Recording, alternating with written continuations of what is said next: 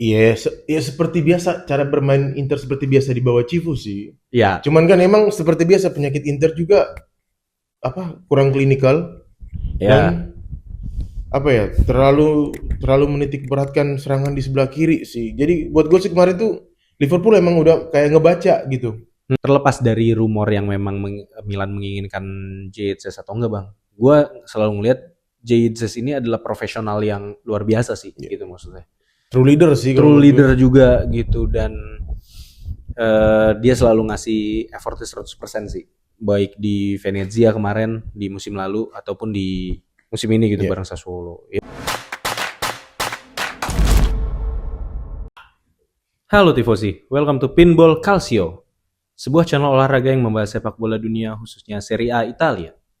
Karena kita sudah memasuki bulan Desember, maka ini juga bertepatan dengan Natal dan Tahun Baru.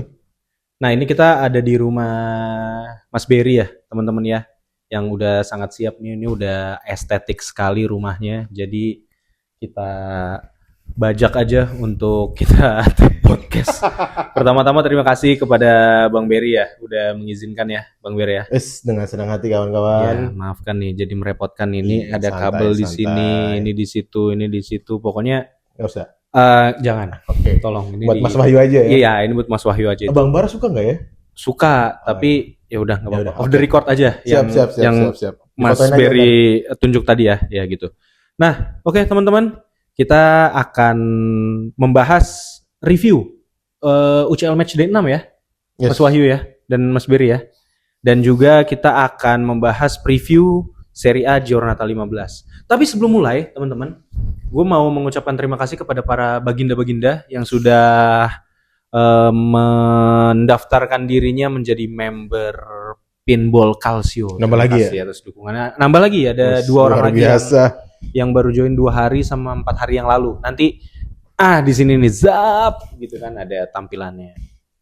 Nah, terus apalagi ya, kita juga masih mengucapkan bela sungkawa juga kepada kawan-kawan kita yang ada di Sumatera ya. Betul. Nah, semoga cepat selesai, Cepat berlalu ya. Cepat berlalu juga, sabar semuanya. Semoga itu tidak mematahkan semangat kalian lah untuk tetap menjalani hari-hari. Ya, intinya sih kalian nggak sendiri, kita pasti juga selalu support, selalu mendoakan ya agar situasinya bisa kembali seperti sebelumnya. Amin.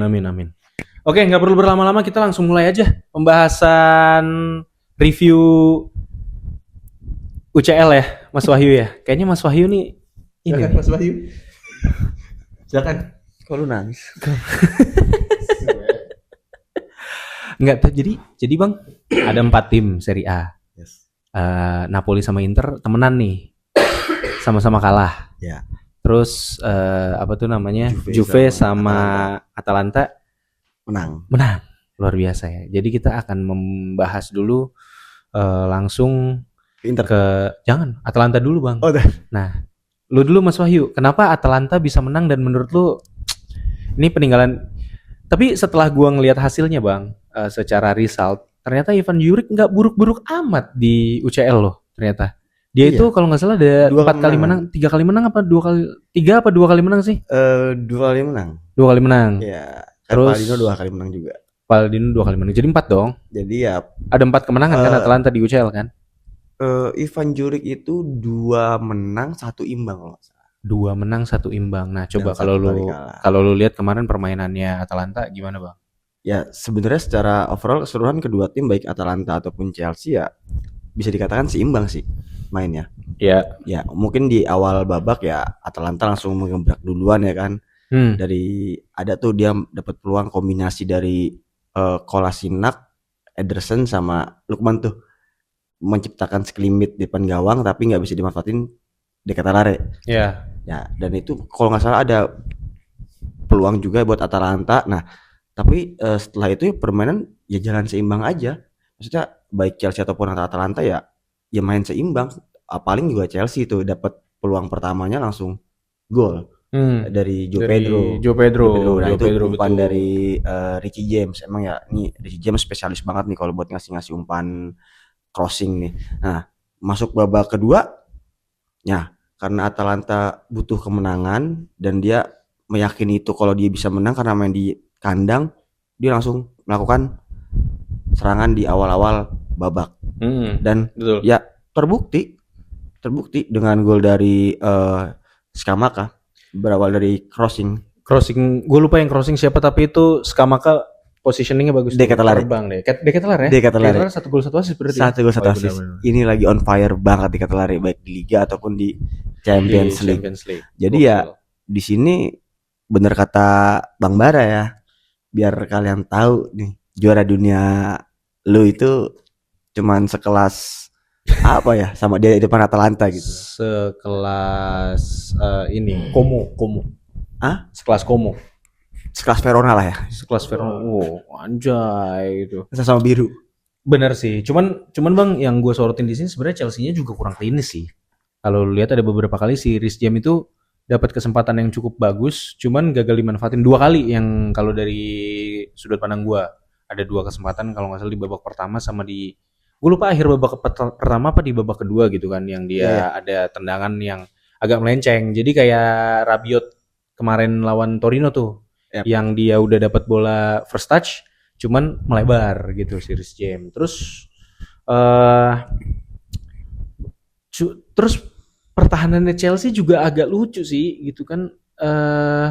Banyak banget beberapa kali Atalanta tuh dapat bola-bola yang dia bisa masuk ke dalam celah-celah kecil gitu untuk akhirnya endingnya memberikan umpan gitu. Dikasih bola 1-2 tuh juga langsung jebol gitu. Ya mau gimana ya, karena kan itu sih maksudnya kayaknya lini belakang Chelsea ini perlu diperbaiki juga lah kalau mau melangkah jauh di UCL sih menurut gua. Ya memang Chelsea sejauh musim ini berlangsung ya, entah di UCL ataupun di Premier League, memang dia belum punya pakem back yang bener-bener solid, kecuali di kiri ya. Cucurella itu udah nggak tergantikan ya. Wah, Cucurella itu ada di mana-mana itu kemarin tuh. Kalau untuk di center back dan right backnya itu masih sering digonta-ganti Maresca. Kayak kemarin aja kan Chalobah, Achampong sama siapa kemarin satu lagi back tengahnya malah itu taruh di kanan kan. Fofana di situ juga ngisi. Jadi ya Chelsea belum punya pakem back yang solid lah. Kalau dulu kan mereka masih punya kayak Terry sama Gary Cahill, terus juga Terry sama Carvalho dan sebagainya. Nah, kalau untuk yang musim ini Maresca ya belum punya, dan itu juga jadi salah satu faktor kenapa pertahanan Chelsea masih sering dieksploitasi, bahkan dieksploitasi sama tim yang kelasnya di bawah mereka gitu. Iya benar. Nah, cuman Deketelare di sini cukup spesial sih Bang, dan gol keduanya dia itu tuh cukup berani menurut gue, dia ngelepasin tembakan dan emang susah bolanya. Itu kiper manapun gue rasa juga akan kesulitan gitu, karena kan emang dia itu deflected dan dikena kolongnya bek Chelsea kan. Ya, dan itu nendangnya pakai kaki terlemahnya Deketelare. Ya. Kaki kiri tuh ya? Kanan. Oh iya, Deketelare kidal. Ya. Lupa. Tapi di sini ya kedua kiper mainnya bagus. Tapi buat teman-teman, kenapa gue juga nggak pernah merhatiin Deketelare itu kakinya kanan atau kiri, karena menurut gue ketika dia ngelepasin tendangan tuh dua-duanya cukup hidup sebenarnya Bang. Jadi kalau Bang Wai bilang tadi kaki terlemahnya dia mungkin kayak weak footnya aja, cuman weak footnya pun bagus sebenarnya Bang. Kalau nggak bakal begitu bolanya sih. Jadi cukup sayang ya Milan ngebuang Deketelare ini ya. Sebenarnya bisa banget itu kepake di taktika Allegri sebenarnya. Yang sekarang gitu. Nah, terus kita masuk ke pertandingan selanjutnya, itu kan tadi Atalanta lawan Chelsea. Nah, ada lagi yang ketemu tim Inggris, Bang Wai, Mas Wahyu. Ada yang ketemu tim Inggris yang sama-sama biru hitam ya? Sama-sama biru hitam. Benar. Terus beda nasib aja. Beda nasib. Jadi sebenarnya enggak, tapi pertanyaan gue gini, siapa yang KW, siapa yang asli sebenarnya nih? Biru hitam yang KW yang mana nih jadinya nih kalau ngelihat hasilnya kayak gini? Langsung aja coba Mas Berry, gimana Mas Berry? Pertanyaannya nyelekit banget. Soalnya gini Bang, Liverpool kan formnya lagi jelek. Cuman gue di satu sisi kadang setuju sama Rangga gitu, bahwa Liverpool ya tetap ya Liverpool. Jadi emang kelasnya tuh ya tetap ada di situ gitu. Nah, ditambah kan ada beberapa hal yang menurut gua kontroversial ya di pertandingan kemarin. Nah, lu langsung aja dari sudut pandang Liverpool plus wasit maksud lo? Iya, maksud gua gitu. Betul, yang sorry menjawab yang mana Nerazzurri yang asli. Nerazzurri yang asli itu aja jumlah skudettonya, siapa paling banyak? Iya dong. Benar-benar kalau Iya itu sekilas. dong. Penentuan Benar, sebuah benar. klub itu bagus atau enggak kan di liga dari total jumlah juaranya kan. Benar-benar kalau itu respect. Ada 20. Ya juaranya. udah gue balik Ngeri ke banget. Liverpool. Liverpool versus Inter. Ini pertandingan yang apa ya? Duh, pengen berkata kasar lagi gue. Dia nggak bisa ngomong kasar di rumahnya soalnya. Enggak, maksud gue bukan hanya Inter tapi Liverpool juga sebenarnya tampil nggak bagus-bagus amat. Pertahanannya buruk banget, Bang. Itu Betul. kayak Napoli waktu kemarin peringkat 10. Nah, Betul. bertahannya begitu tuh. Ya dan ya Alisson oke sih. Beberapa gua lupa. Ya tapi yang paling gue ingat jelas tuh yang sundulan Lautaro. Yang Sunderland Lautaro, Betul. yang komentatornya sampai ngomong kayaknya di striker-striker di dunia yang gerakan off the ball-nya nggak sebaik Lautaro tuh, yang gerakan off the ball-nya itu sebaik Lautaro nggak ada deh, kata dia. Emang ngomong gitu? Dia nggak? ngomong gitu kalau lu perhatiin, dia ngomong gitu. Cuman One of the best lah Lautaro. Iya terus XG-nya juga lebih banyak Liverpool 1,40-an sekian deh dibandingkan Inter yang cuma 0,30 sekian kalau gue nggak salah. Ya, Jadi ya sebenarnya ini pertandingan yang ya harusnya sih kalau buat Inter nih pertandingan seri sih jatuhnya. ya, kalau itu ya. Betul. Dan ya Inter sebagai tuan rumah juga menurunkan starter yang seperti biasa kecuali Luis Enrique di sebelah kanan menggantikan Dumfries yang masih cedera. Iya. Nah, salah satu kekecewaan gue itu jadi pada saat pertandingan Inter versus Liverpool ini kelihatan banget Inter lebih dominan menyerang di sisi kiri sih. Ya, selalu di Marco. Betul. Cuman menurut gua ada momen di mana Enrique itu punya kesempatan bebas untuk dribble dan kemudian melakukan crossing, tapi lagi dan lagi Barella lebih memilih untuk entah ngoper ke belakang atau pindahin ke tengah lagi. Nah itu gue nggak tahu kenapa tuh Barella suka seperti itu. Tapi emang dulu waktu awal-awal Dumfries bergabung dengan Inter juga emang seperti itu sih. Jadi kayak di ospek dulu gitu ya di lapangan. Betul. Ya, nggak langsung dikasih bola ya. Betul. Tapi menurut gue sih harusnya ini jadi apa? Jadi momen yang bagus buat Enrique ya karena di pertandingan sebelumnya di Liga melawan Como kan dia udah mulai buat assist. Ya. Permainannya juga udah mulai bagus. Ya. Jadi harusnya itu agar bisa mendapatkan apa ya daya serang yang lebih simbang selain di sisi kiri dan di sisi kanan tuh seharusnya Enrique lebih bisa dimaksimalkan. Tapi Enrique tuh kemarin bermain sebagai central back kanan atau jadi right wing back? Seperti biasa 3-5-2 right wing back. Right wing back kan dia. Maksudnya sejajarnya sama Di Marco kan? Betul. Ya, bukan kayak di posisinya Pavard betul. gitu. Ya cuman ya gue sebenarnya rada malas sih ngebahas pertandingannya ya. Cuman emang ini Bang, apa nggak menyenangkan? Bukan nggak menyenangkan.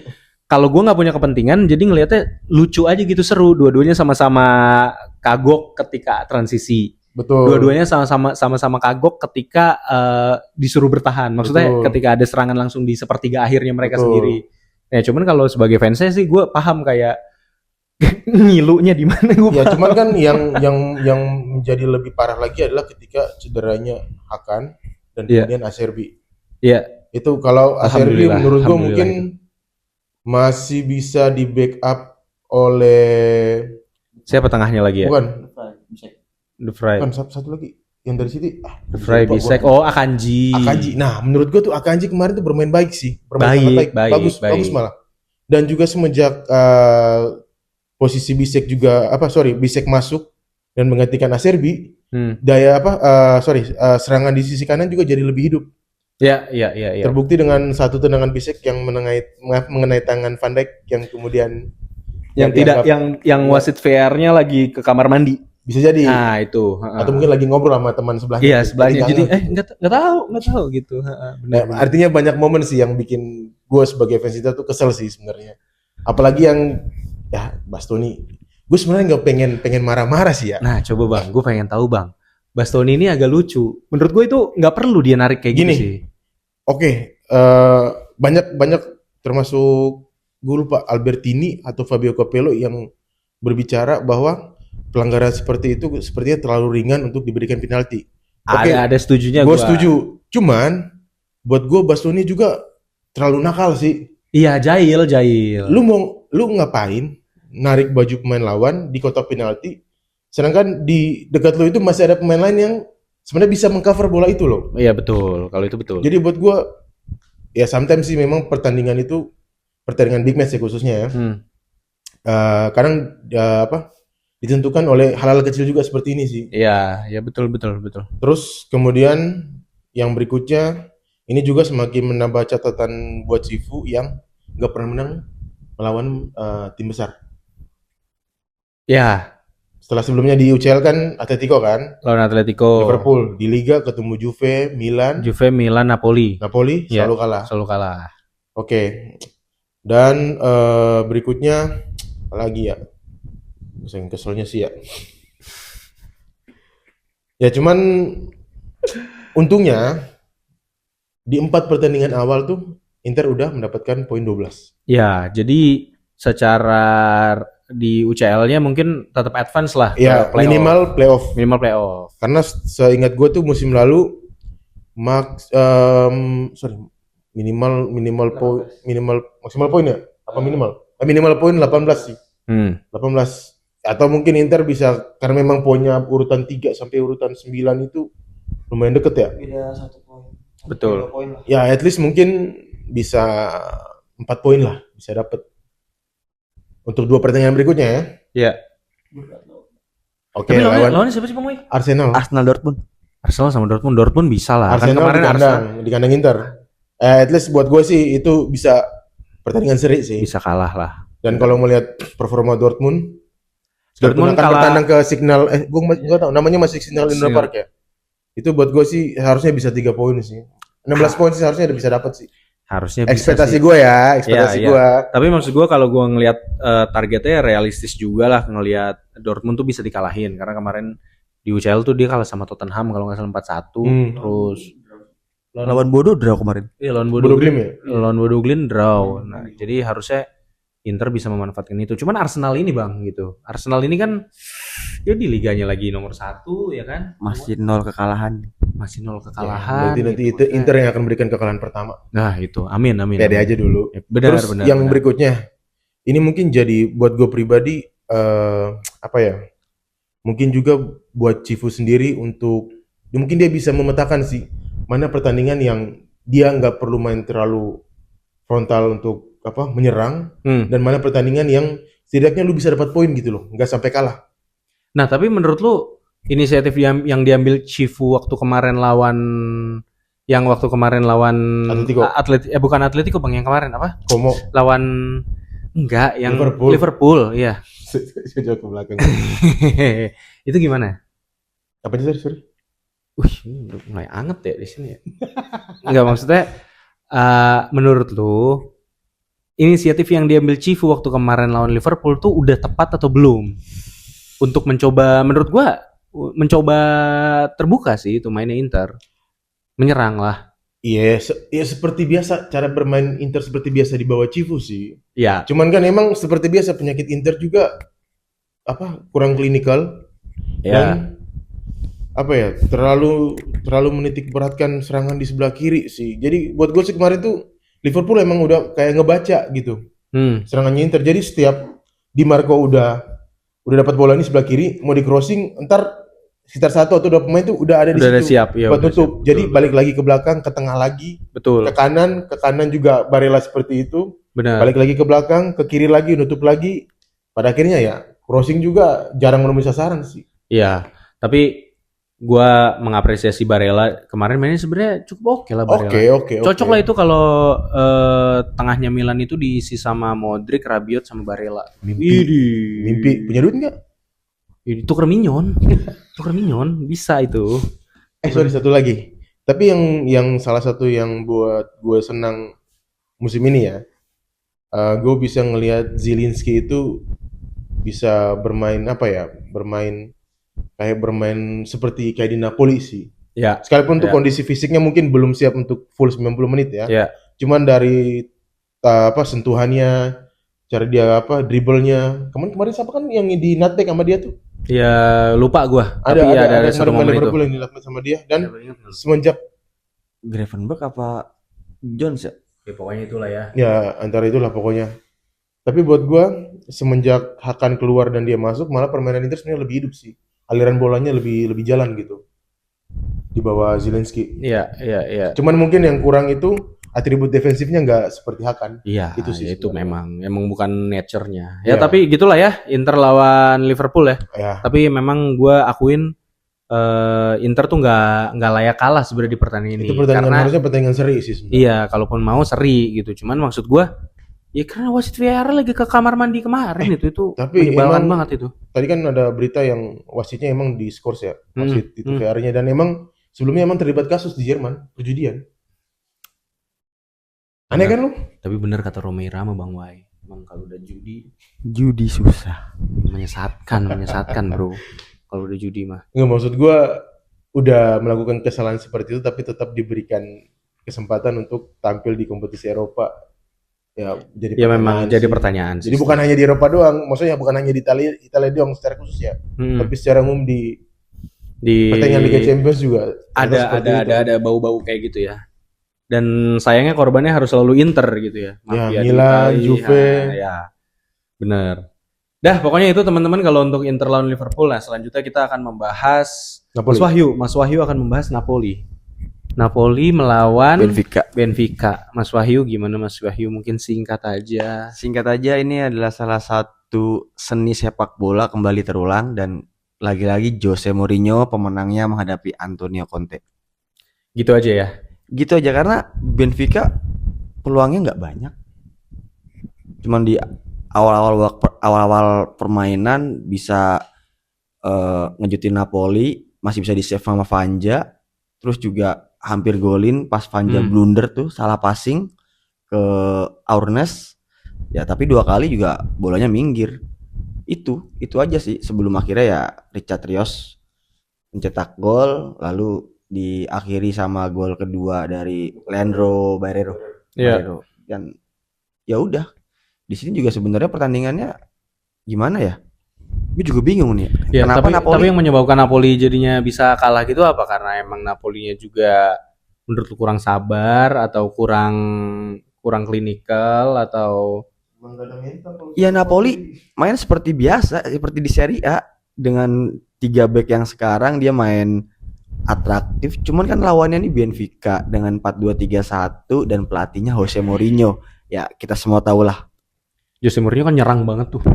Ya kan, alias Jose Mourinho kan nahan. si Jose Mourinho terkenal si nyerang. Iya, kan terkenal si nyerang. Nah, mungkin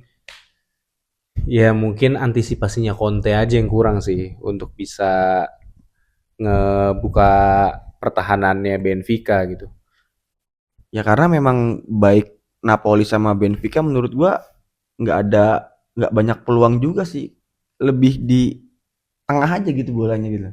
Maksudnya Napoli yang mencoba gempur Benfica, tapi Benfica ya defense masih, apalagi udah golin 1. Ya udah. Mourinho gimana sih? Mundur semua. Mourinho kan 11-12 sama Allegri. Ya, gitu kan. Ya biar kata main di kandang juga. Kalau udah 1 gol, sekiranya Napoli nggak bisa membahayakan banget pertahanan Benfica, Mourinho ya tenang aja di bench, nggak teriak-teriak gitu aja. Benar sih kalau itu. Kalau itu benar sih. Aduh, mikirnya terbalik-balik nih. Nah, terus Bang, kita move on ke Juventus melawan Pavos. Gue di sini mau kasih credit point dulu buat Pavos yang secara luar biasa memberikan perlawanan sengit buat Juventus. Dan Pavos juga secara result itu cukup baik. Dia kalau nggak salah masuk ke zona playoff deh. Yes. Sebelum lawan Juventus dia ada di zona playoff gitu. Ya, ada di peringkat 24 kalau nggak salah 24 ya. 22 dia 24. Iya benar. Nah, cuman maksud gue gini Bang, kan menurut gue ada klub yang emang mainnya bagus nih. Tapi sayangnya resultnya belum dapat nih. Kayak Bodo Glimt itu kan selalu bagus tuh, maksudnya mainnya atraktif, nyerang gitu, nggak ada takut-takutnya. Nah, tapi Pavos ini Bodo Glimt versi resultnya lebih dapat nih gitu. Nah, tapi beruntungnya Juventus bisa menang tuh gitu. Ya. Golnya dari Weston McKennie sama Jonathan David ya. Jadi kalau untuk gua pertama nih awal-awal permainan malah Pavos tuh yang ngebrak Juve duluan tuh. Iya. Dapat 2 peluang tuh Pavos di 10 menit pertama tuh kalau nggak salah. Nah, salah satu peluangnya itu berawal dari umpan diagonalnya dari David Luiz. Oh iya, benar, gue baru mau cari tadi. David Luiz sebenarnya. Dan ternyata ini memang salah satu senjata Pavos tuh. Karena sering banget David Luiz langsung long pass diagonal ke sisi sayap Pavos. Maksudnya di mana di situ Juventus hanya memakai 3 back dan memakai wing back ketika lagi nyerang, transisinya agak terlambat itu dimanfaatin David Luiz itu buat long pass. Nah, kejadian tuh di awal-awal babak pertama, bahkan di sepanjang babak pertama David Luiz banyak melakukan long ball kayak gitu kalau dapat bola. Bahkan Pavos sampai cetak gol, kena tiang. Dan juga Di Gregorio babak pertama bikin beberapa penyelamatan tuh, kalau nggak salah 2 atau 3 penyelamatan penting tuh.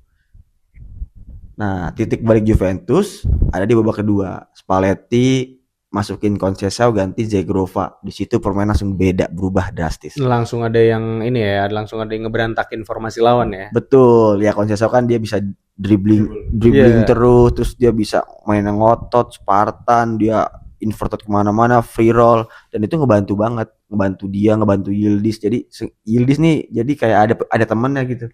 Timbang babak pertama dia Zegrova kurang bisa ngimbangin lah menurut gua. Dan masuknya Openda juga menambah daya serang Juve tuh. Jadi setelah gol McKennie, Juve nggak ada bertahan, tapi dia malah masukin Openda ya, dan akhirnya terjadi gol kedua berawal dari counter tuh.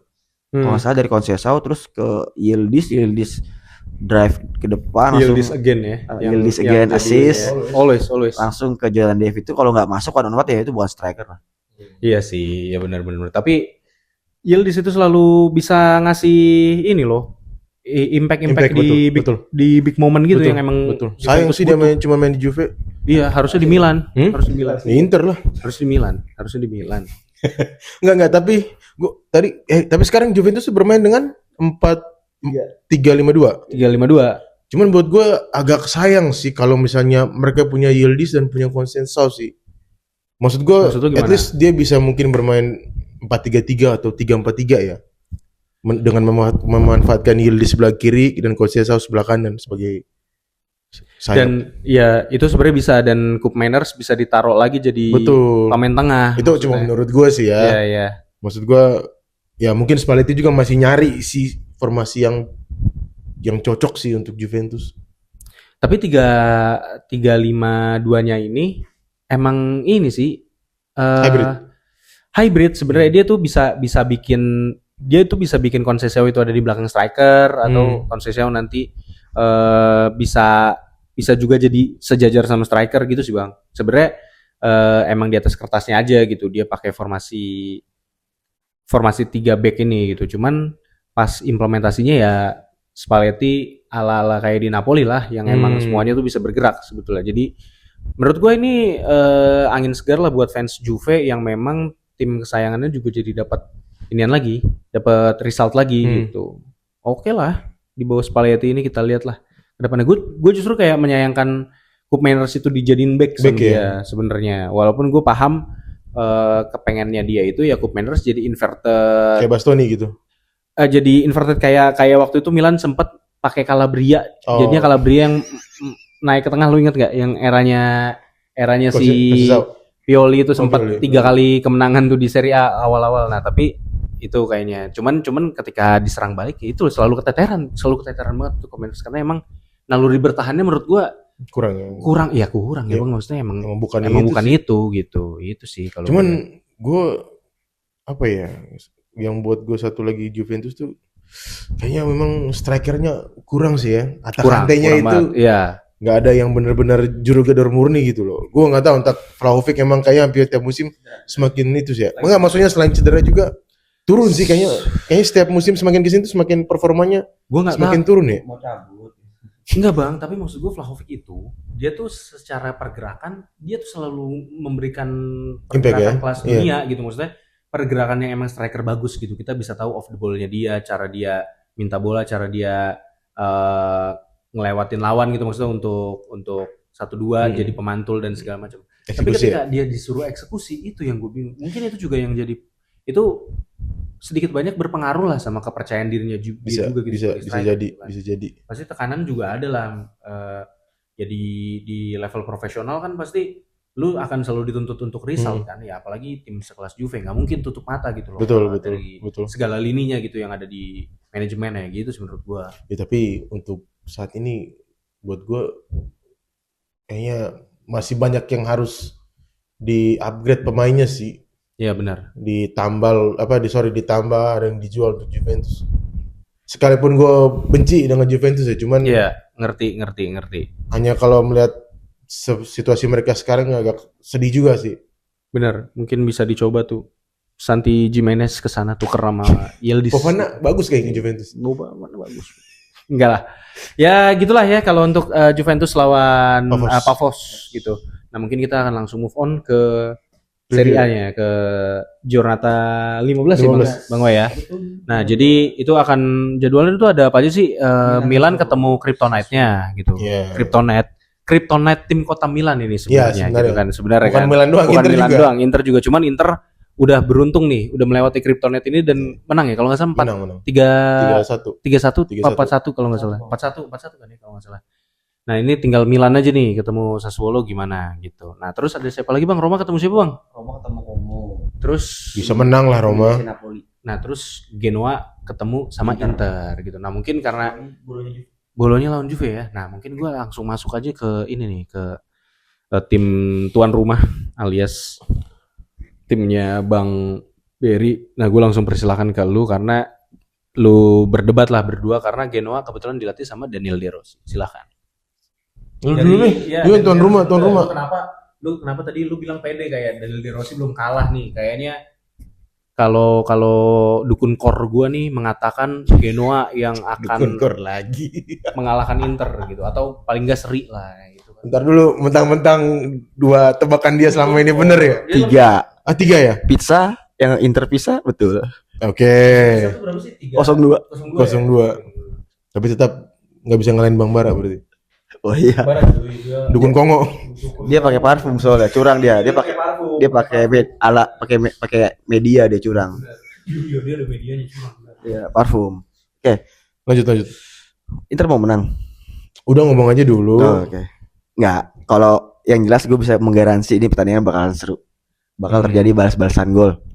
Karena semenjak Genoa dipegang De Rossi dari 4 pertandingan 2 kali seri dan 2 kali menang dan berhasil membuat Genoa menang di tandang ketika lawan Udinese kemarin. Dan lagi-lagi Genoa ini justru adalah gue bilang kebalikannya Inter nih di era De Rossi Ber. Jadi kita kan ya lu mungkin sama fans Inter mungkin setuju lah ya kalau Inter itu di 70 menit pertama itu mainnya keren banget. Tapi begitu di atas menit 70 itu justru kayak ada yang kurang konsentrasi, kurang fokus atau memang stamina berkurang. Nah, itu justru Inter jadi sering-sering kebobolan tuh. Betul. Di menit tersebut ya kan. Ya udah banyak match lah enggak usah kita sebutin. Nah, Genoa kebalikannya.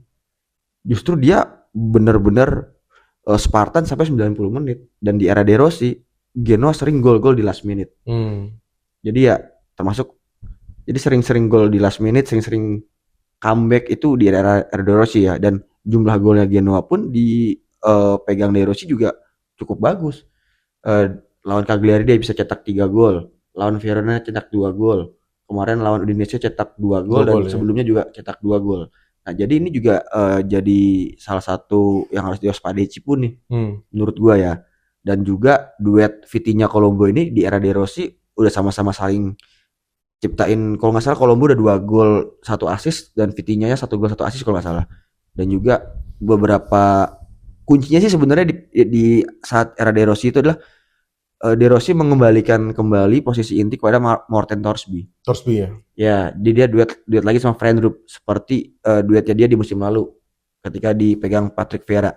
Nah, itu mungkin menurut gua kesalahan yang dilakukan Vieira tuh ketika di Genoa mencadangkan Thorsby. Dan ketika dikembalikan lagi sama De Rossi, terbukti Thorsby sering cetak gol. Dan jangan lupain juga Ostigard.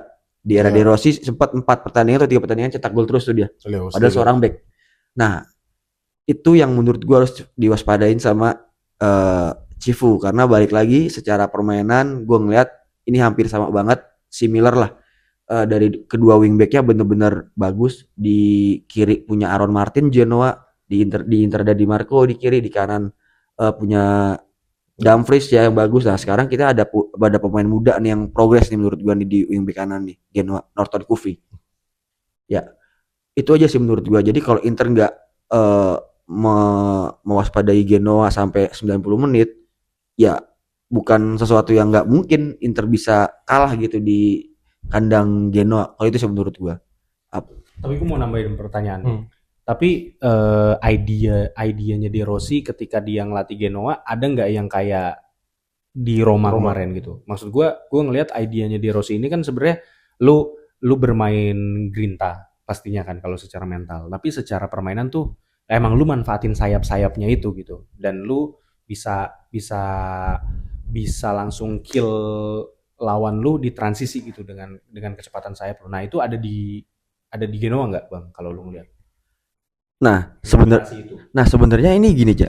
Ini mungkin ini salah satu apa ya? Salah satu kehebatan De Rossi mungkin ya.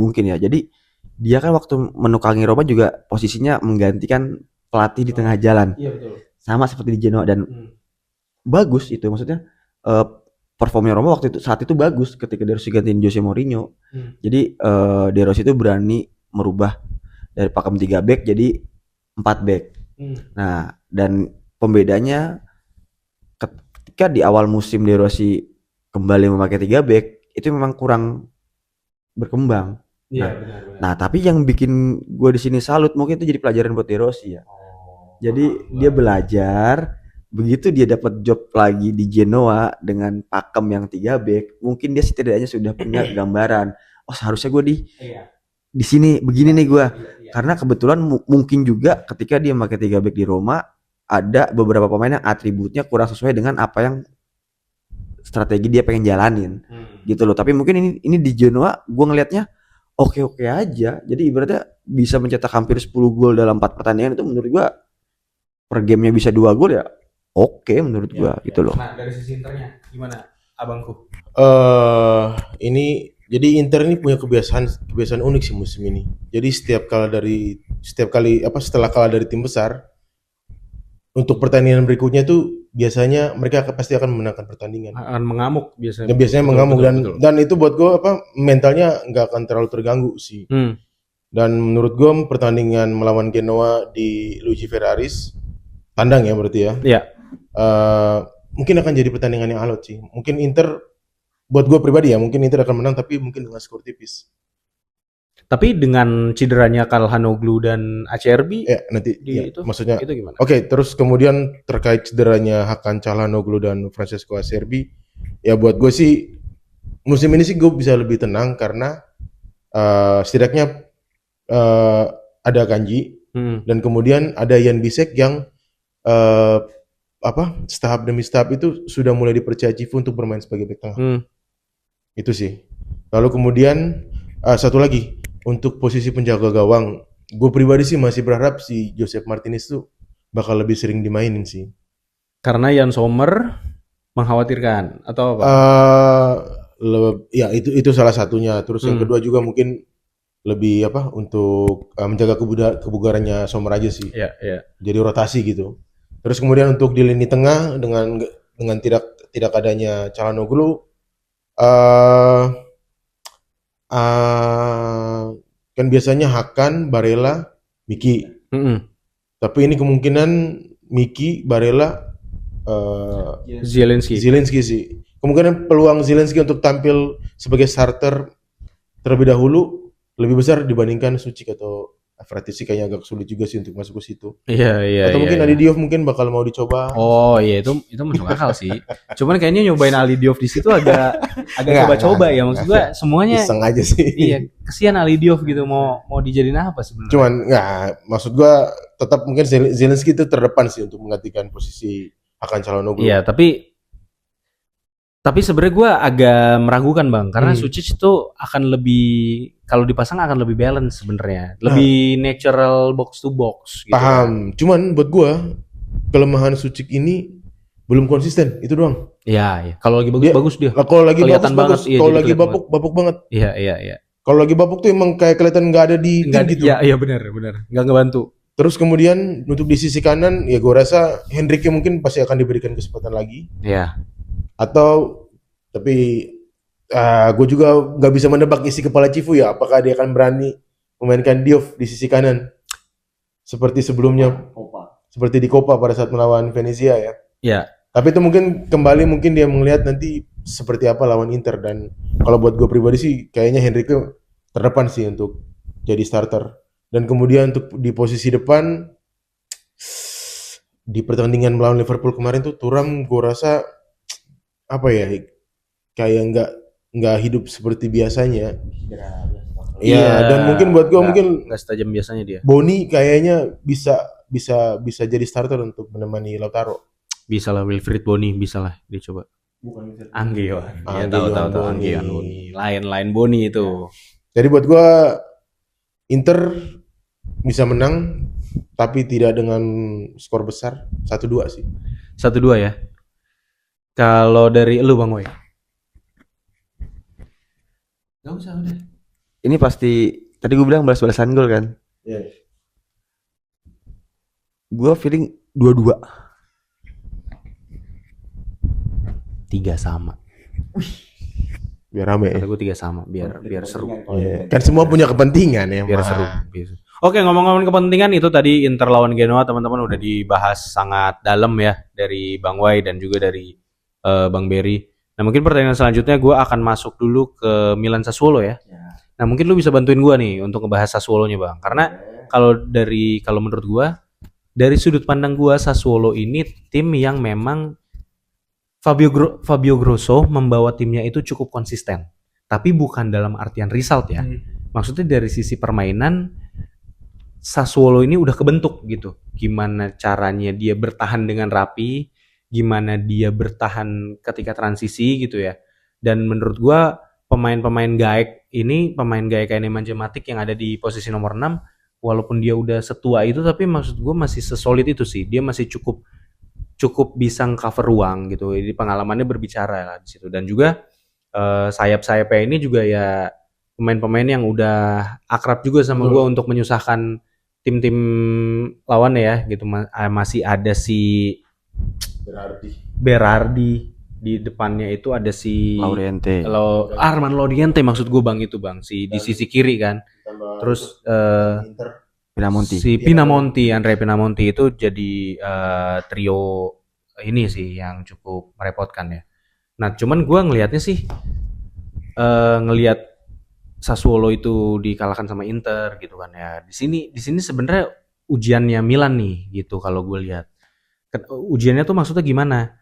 Gimana caranya Milan itu harus bisa menjadi tim yang lebih superior dalam penguasaan bola gitu, maksudnya lebih menguasai dan harus lebih klinikal gitu. Milan ini kan cukup banyak gol-gol dari transisi gitu kan. Ketika lawannya yang lebih banyak nyerang, nah Milan di sini lebih bisa memanfaatkan gitu. Nah, menurut gue di sini lawan Sassuolo, justru Sassuolo yang akan memanfaatkan itu kalau kata gue.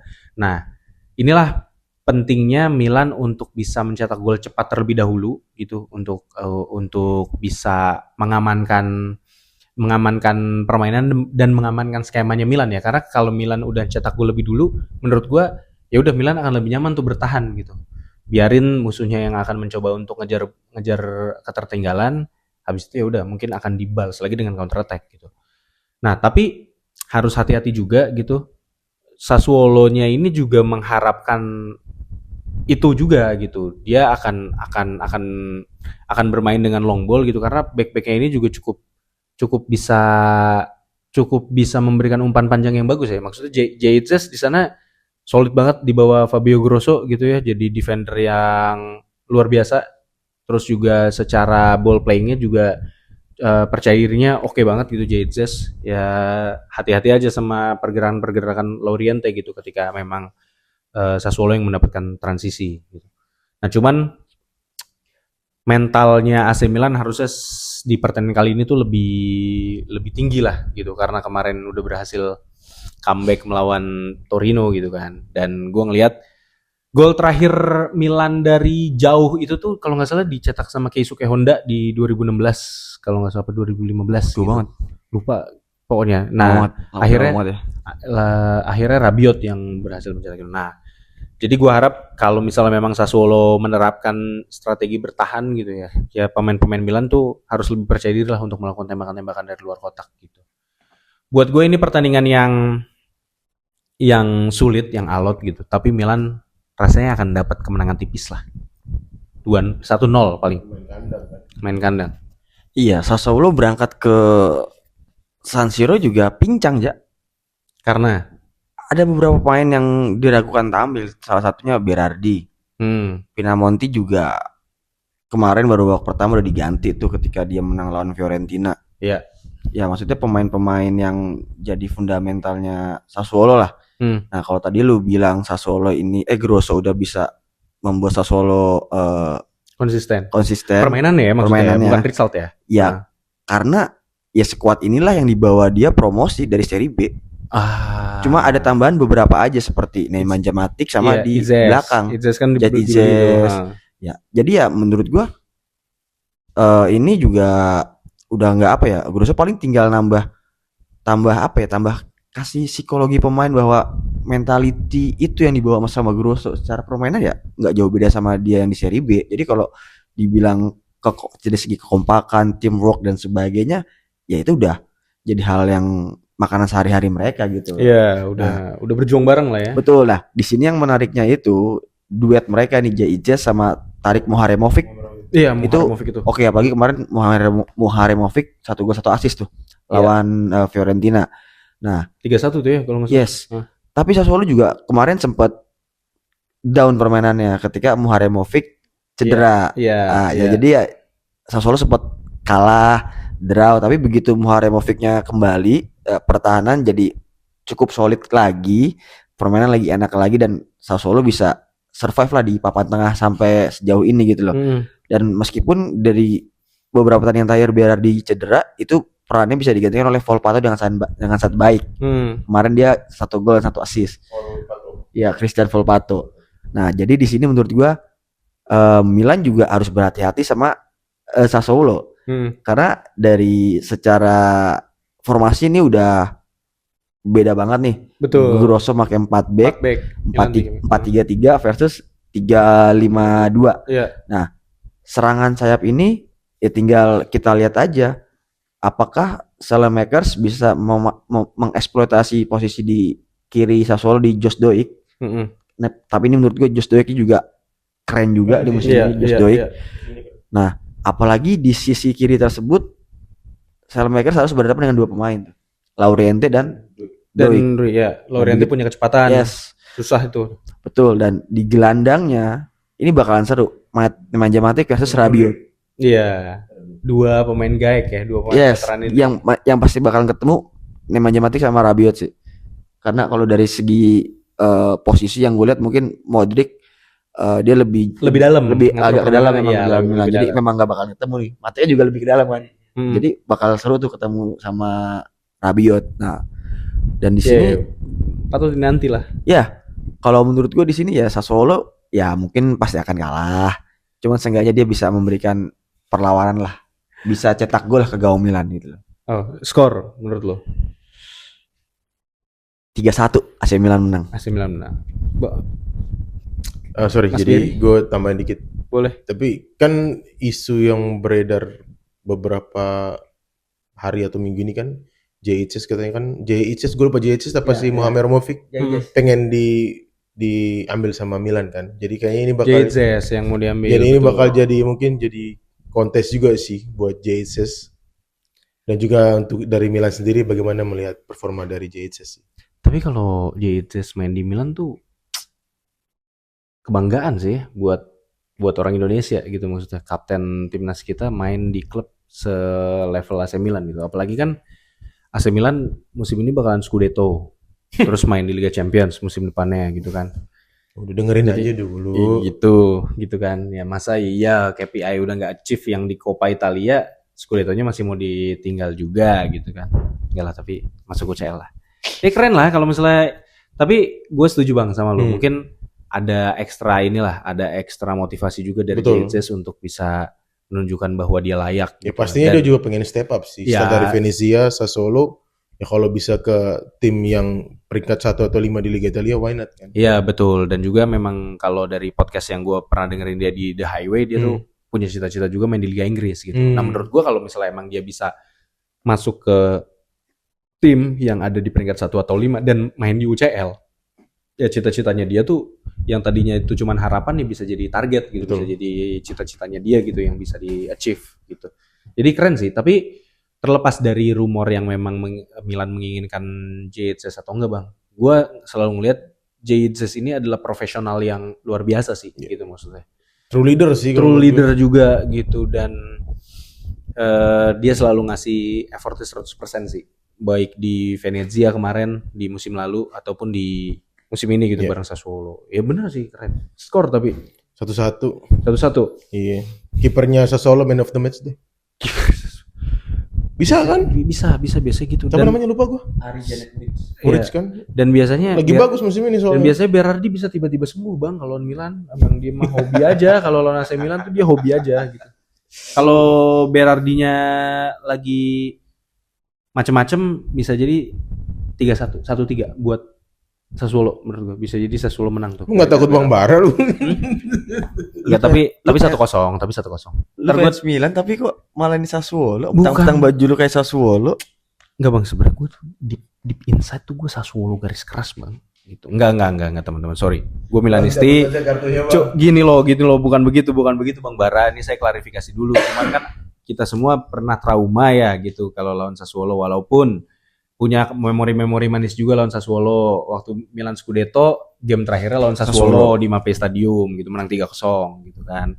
Nah, tapi ya Sassuolo tetaplah Sassuolo sebagaimana Liverpool tetaplah Liverpool gitu loh Bang, maksud gua gitu. Nah, lanjut kita akan membahas Roma. Serigala Ompong melawan, gue lupa Bang, nggak ada jadwalnya Bang. Como. Lawan Como ya. Mainkan aja apa nih? Udah lu Ada aja. Roma. Oh, kan Roma. Enggak Bang, tapi kayaknya Como 3-0. Nah, 0-3. 0-3. 0-3. Gue juga nggak Gua mau langsung banyak. 1-0. Roma lagi bapuk, lagi ya Roma ketemu tim yang suka kacau. menyerang mah berantakan Bang. Enggak sih, itu gue sotoy. Bukan menyerang, Roma bakal berantakan kalau lawannya punya counter yang bagus. Nah, sayangnya ini yang tidak dimiliki Como. Jadi di situ gua agak tenangnya di situ. Lu agak ya sebenarnya kalau lu bilang counter yang bagus dalam artian transisinya semuanya kompak gitu ya. Maksudnya gua ngambil contoh kayak AC Milan gitu. Atau kayak Inter kayak Inter, kayak Sassuolo. Itu mungkin nggak dimiliki sama Como Bang. Tapi kalau lu sadar nih Kopas tuh bisa ada di mana-mana, dia yang lari-larian, dia bisa megang bola sambil nunggu temannya datang. Itu berkali-kali gue ngeliat nih Kopas kayak gitu. Setuju nggak lu? Sorry, gue karena kemarin menonton pertandingan Como versus Inter ya. Iya. Gue ngelihat pada saat Nico pas dimatiin, udah kelar. Itunya betul. Itu udah kelar. Itu betul. Jadi nggak, maksud gue gini, maksud gue sebagus-bagusnya, ya maksud gue iya wonderkid ya. Cuman lu untuk menjadi seseorang pemain yang apa ya benar-benar dikatakan bagus gitu loh, itu kan butuh proses ya. Betul. Dan Nico Pas saat ini kan sedang menuju ke situ. Iya. Jadi buat gue jika aliran bola diputus ke Nico Pas, Como bakal kesulitan sih. Iya, benar Bang. Cuman poin gue adalah kalau misalnya dia main transisi, berkali-kali gue lihat nih Kopasnya itu selalu rajin dia ngejar bola mau kemanapun untuk dia jadi opsi passing. Nah dari situ nanti dia bisa nahan bola gitu ya untuk sambil nunggu teman-temannya lari ke depan gitu, karena sering banget Como tuh kalau bertahan kayak semuanya gitu loh, terus akhirnya dia pelan-pelan tuh majunya. Paling yang di depan tuh cuman ada si Nikopas sama strikernya tuh si siapa Bang? Dovika sekarang. Itulah gitu. Iya, kan kemarin gue juga bilang kan pas lagi lawan Inter Nico Paz jalurnya nggak ada, ya udah mungkin itu Gasperini bisa ngelihat pertandingan terakhir Como lawan Inter tuh. Ketika nggak ada jalur operan ke Nico Paz ya Como hanya sekelas tim Serie B gitu maksud gue loh. Tim Serie B yang coba struggling di Serie A, nggak ada di papan atas kayak sekarang gitu loh maksud gue. Ya emang gue cukup ekstrim, cuman ya ini buat Gasperini juga. Maksudnya malu kalau misalnya nggak bisa menang lawan Como di kandang, apalagi nggak banyak peluang, apalagi permainan kayak kemarin lawan Cagliari gitu loh ya kan. Kalau itu ampas banget Bang Roma. ya kalau kita komparasi ya kan, Como sama Cagliari materi pemain masih bagusan Como sedikit. Betul. Hasil Como jauh lebih bagus dari Cagliari. Ya, kalau pakai logika seperti itu dengan Roma kalah lawan Cagliari, arti Roma kalah dong di Olimpico. Karena emang Roma secara XG shoot sama Como kalah, secara dribbling, secara tim ini ya overall ya kalah juga. Como itu salah satu 3 terbaik dalam urusan shot on target dan salah satunya Nikopas. Iya, tapi selain Nikopas tuh ada satu lagi bang, gelandangnya juga tuh yang Ada Maxim Perone, Maxim Perone, terus Ya. juga si Lukas Dakunya. ya si Dakunya backnya kan. Dakunya gelandang ya. Backnya dia Jacobo Ramon. Bukan, Dakunya bukan dia ditaruh di sayap ya? Enggak, gelandang Keliru tengah. gua berarti. Dia duet sama Perone. Nah, sayapnya itu Jesus Rodriguez Carvalho, Jaden Adai di kanan. Oh iya, Adai, maksud gua yang suka lari-larian sama dia ke depan. Si Adai, Yes. bukan striker yang tadi lu bilang. Siapa sih? Dovikas. Dovikas, bukan itu. Dovikas memang ya umumnya stay-nya di depan. Cuman maksud gua yang biasanya nge-reinforce si Nikopas tuh si Adai gitu. Gue juga di sini nggak mau banyak ini ya. Maksud gue juga menyoroti Evan Dika ya, penurunan performa Evan Dika ya. Kenapa tuh bang? Ya nggak tahu dapat intervensi dari pelatih Pantai Gading ya kan. Udah lu mainnya nggak usah ngotot-ngotot karena lu bentar lagi Piala Afrika. Oh benar. Udah nggak usah ngotot-ngotot, iya. Kan Roma di papan atas ini ya kan. Udah chief gitu ya. Iya, takutnya ada intervensi gitu tapi enggak. Evan Dika profesional, emang cuman dia lagi kecapean aja main full terus gitu loh setiap tandingan Iya, dia Roma. main terus tuh Evan Dika. Gitu. Gantinya siapa sih bang Evan Dika? Aduh, kalau diulang penggantinya nggak ada, belum ada lah. Gilardi juga kemarin masuk malah bikin kesalahan tuh. Iya kan, maksudnya nggak ada lagi kan cadangan Dika yang selevel gitu maksudnya. Iya nggak ada. Ada juga pemain muda, pemain Polandia, Jolkowski masih harus perlu banyak jam terbang lah kalau buat iya. Gitu. Jadi sebenarnya tuh Roma butuh satu back yang world class. Karena dengan Roma punya satu back world class, itu dia bisa ngebawa Mancini upgrade levelnya dia. Kayak di timnas lah. Mancini duet sama Bastoni. Nah, itu ngangkat permainan Mancini. Iya, ditemenin lagi sama Calafiori misalnya kan. Yes, maksud gue itu loh. Nah, itu yang gak dipunya Roma. Makanya musim depan ataupun Januari ini kalau bisa beli yang back world class lah maksud gue. Kan lu lagi kena FFP tim lu, financial fair play, nggak bisa Minjem. keluar ini. Minjem bisa. Oh, minjem dengan opsi pembelian. Jadi Minjem. pas Sistem pinjem. kasnya bisa dibuka, Yeah. langsung tebus. Ya, kecuali Inter murah.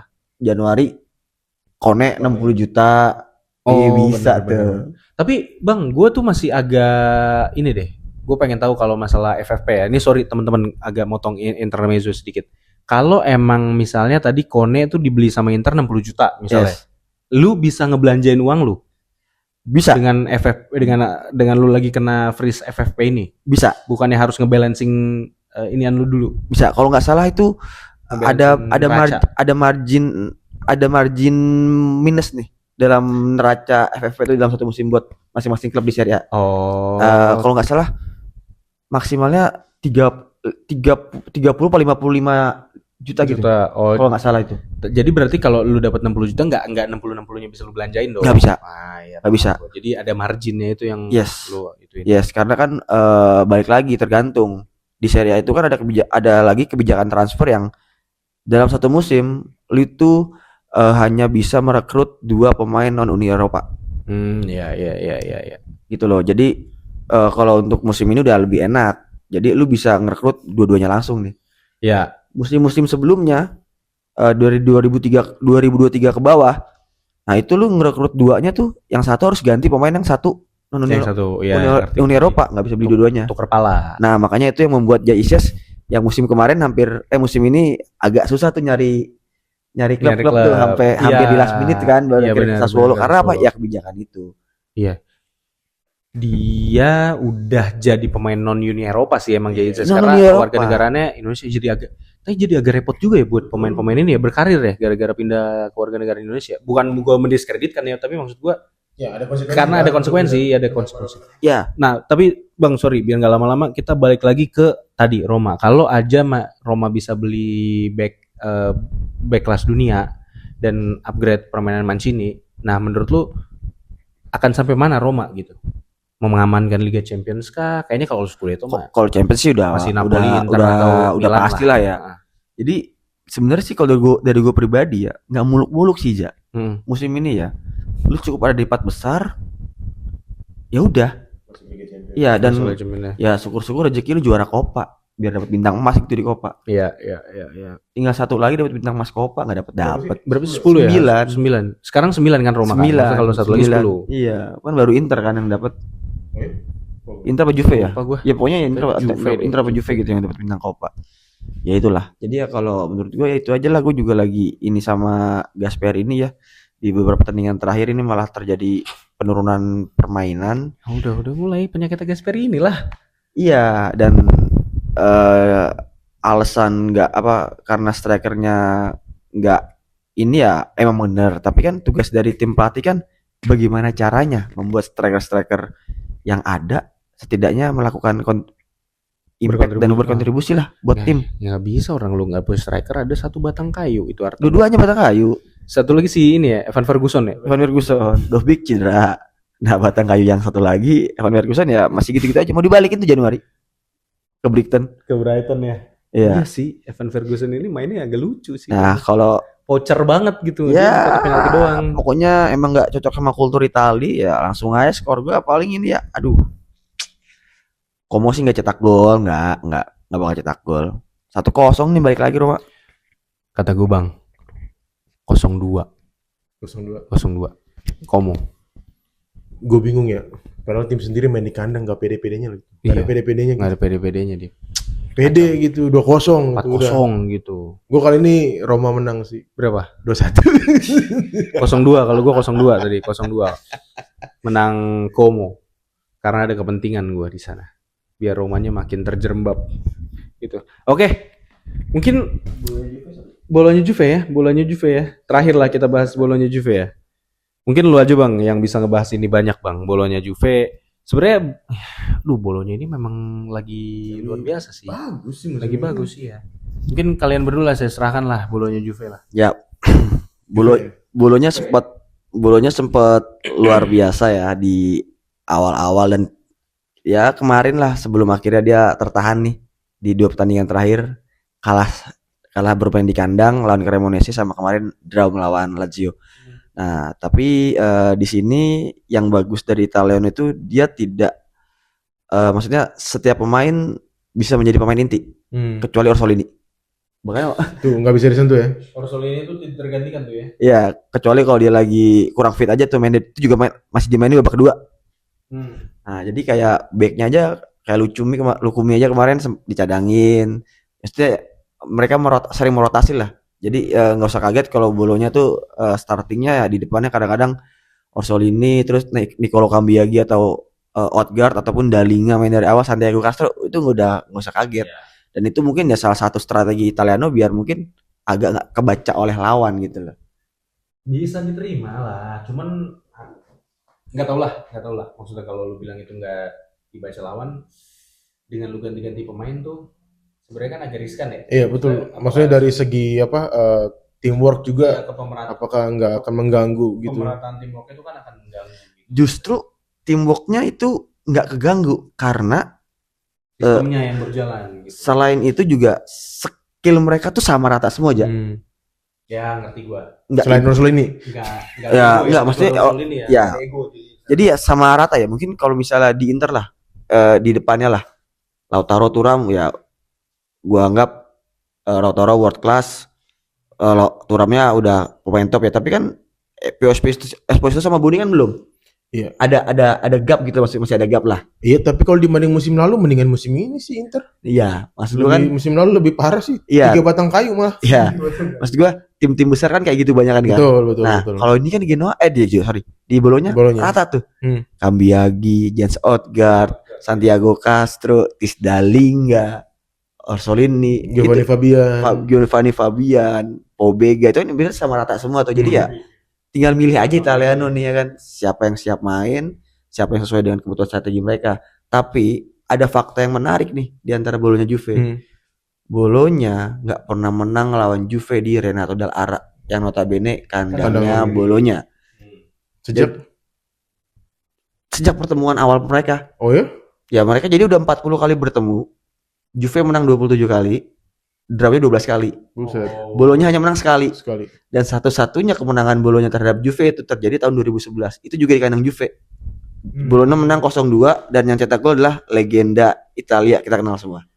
Marco Di Vaio. Di Vaio, legenda Juve juga. Ya, cetak 2 gol ya dan saat itu posisi pelatihnya Alberto Malesani. Tapi justru ini menurut gue jadi apa ya, Za? Double booster lah buat Bologna. Bolonya ya. Gila, Buktian ya. Lagi Gua lagi momentum dapat gila. Gue semenjak dipegang Mota gua padahal mainnya oke tapi draw. Dia kan 5 pertandingan terakhir lawan Juve draw semua tuh. 1 sama, 2 sama, 3 sama ya kan.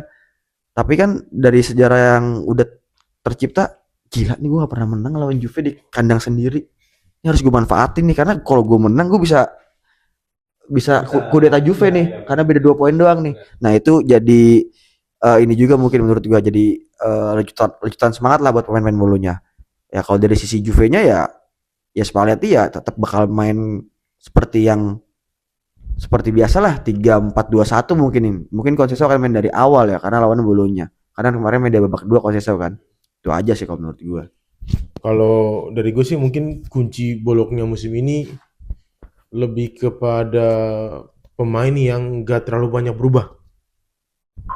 Oh, maksud lu pemainnya tuh yang emang Mayoritas sudah di situ. udah bersama dari Iya. 1 atau 2 musim terakhir sih. Ya. Itu sih. Cuman yang jadi pertanyaan gue nggak tahu apakah korupsi udah bisa bermain atau belum. Belum. Itu yang buat gue mungkin bakal akan sangat berpengaruh karena kiper penggantinya pun Masih belum selevel. masih gue lupa apakah masih kiper yang pada saat pertandingan lawan Napoli atau Enggak ya? Udah Federico Ravaglia. Ravaglia ya. Ya maksud gue juga untuk sekelas korupsi juga kehilangan korupsi itu berpengaruh banget sih. Pengaruh, Bang. Itu Tapi- kiper kepala batu banget. Betul. Dan ini bakal menjadi pertandingan yang alot sih menurut gua. Apalagi ditambah seperti yang tadi cerita Bang W kan, yang bahkan belum pernah menang di kandang sendiri di Renato De Lara. Tapi mungkin ini juga bakal jadi booster buat Bologna untuk mendapatkan kemenangan pertama mereka buat melawan Juventus. Iya, cuman gua ngelihat Juventus di sini juga bakalan berusaha banget untuk dapat kemenangan karena mau menjaga momentum sih, Bang, gitu. Maksudnya di Serie A sebelumnya terus di UCL gitu kan. Jadi dan maksud gua kadang satu pemain yang punya trait gitu, itu bisa jadi pembeda banget sih maksudnya. Di Bolonya gua belum ngelihat selain Orsolini ya maksudnya dan juga Orsolini juga udah bukan mungkin pelan-pelan ini udah bukan prime-nya dia lagi gitu kan. Nah, sedangkan di Juve ada Kenan Yildiz gitu kan. Nah, itu yang akan bisa jadi menurut gue bisa jadi penentu tuh. Tapi bukan pertandingan yang mudah lah ini untuk dua tim lah menurut gue. Gitu sih. Ya Bolonya harus pintar-pintar bisa memanfaatkan lubang-lubang yang memang ada di Juventus gitu maksud gua kan ada pos-pos yang memang sebenarnya itu bukan strong pointnya Juventus kayak posisi si Koeman yang emang dipaksakan jadi back gitu atau misalnya kayak posisi nomor 6 Juve yang masih juga belum stabil gitu yang ada di di gelandang yang ada di depan backnya gitu. Nah itu menurut gue bisa dimanfaatkan. Justru di situ saatnya Orsolini bersinar tuh dengan doakan aja Lord Kabal main. Makanya. Tapi buat gue menarik sih, maksudnya bakal menjadi apa ya? Maksudnya untuk pola serangan Juventus tuh kan pokoknya cuma satu, serahkan semuanya bolanya ke Yildiz. Biarkan itu dia aja. yang memasak. Biarkan dia yang memasak. Dari awal serangan pasti akan dimulai dengan Yildiz. Tapi itu kan di satu sisi juga bakal menjadi apa ya? Kelemahan Juventus. Betul. Gitu, buat bagi Bologna gitu. Maksudnya dari Bologna sendiri, ya udah tahu nih bolanya bakal kemana nih. Pada saat Yildiz dikunci, ya udah bakal selesai. Itu doang sih. Tapi masalah ngunciin Yildiz itu yang agak susah bang, maksud gua. Nih orang lagi on fire banget gitu kan. Gokil sih ya. Tapi setujulah sama Bang Beri lah bahwa bisa jadi Bolonya juga akan pembuktian mereka gitu. Dan mungkin secara lini tengah Tommaso Pobega walaupun dia di Milan itu dibuang, tapi di Bolonya ini cukup dominan gitu maksud gue untuk dia sentral banget gitu bang, dia punya fisik yang oke, terus bisa duel udara gitu, terus juga secara pengatur serangan juga dia tuh jadi apa ya, jadi katalis sih, bukan kayak playmaker yang kayak Modric atau apa, dia katalis aja gitu, kayak dapat bola geser, nah oper lagi Cambrus ini. Itu dia biasanya sama Fabian ya?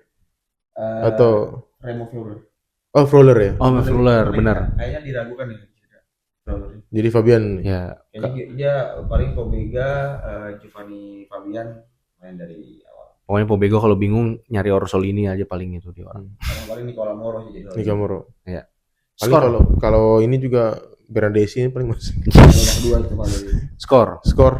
1-0 lah buat Bolonya. 1 sama buat Bolonya kalau. 1 sama buat Bolonya, 1 sama menurut gua. Dua-duanya.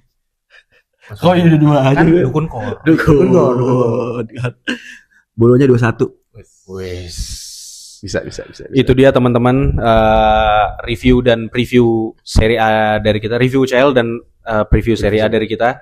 Terima kasih sudah menonton teman-teman. Terima kasih banyak atas atensinya. Jangan lupa like, komen dan subscribe channel ini, bantu kita untuk bisa dapat 5.000 subscriber Masih berapa pertama lagi kita. Bang Reja? 100 lagi lah gitu. Sebenarnya terakhir gue cek tuh 4.908. 92 orang lagi lah. Ayolah teman-teman, 92 orang lagi bantu kami untuk dapat 5.000. Setelah 5.000 nanti kita bakal apa ya Bang ya? Adalah gitu nanti room tour rumahnya Bang Beri ntar kita. Jadi itu aja teman-teman, terima kasih. Stay tune terus di Pinball, nyalain loncengnya buat dapat episode terbaru dari kita.